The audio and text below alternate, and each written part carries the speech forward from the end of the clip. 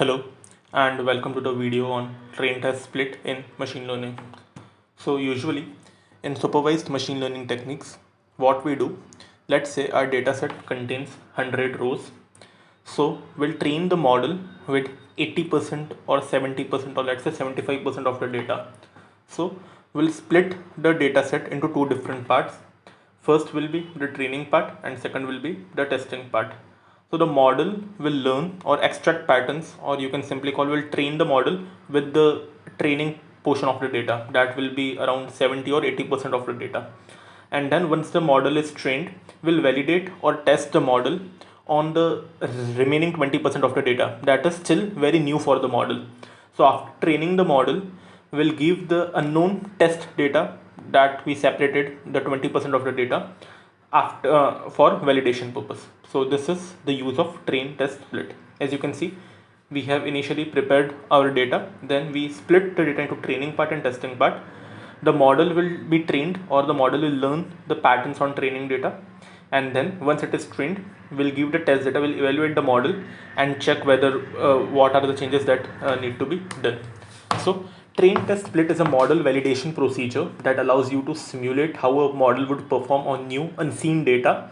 Here is how the procedure works. So this is the full data set. Now these are all the features of the data set and this is the target variable. We train test split and this will consist of random sampling into training and testing sets. So this training portion will be used for training the model, and then once the model is trained, we'll give this test section and evaluate the model how it's performing.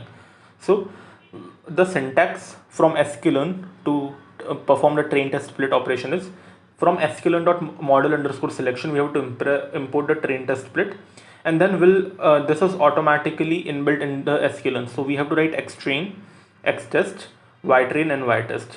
So xtrain and ytrain are the features and target of the training set, and xtest and ytest are the features and target of the test set.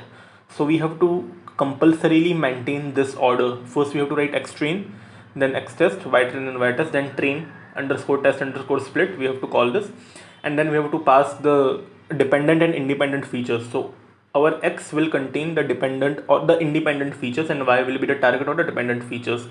Now random state and then test train size. So here we are using train size is equal to 0.75.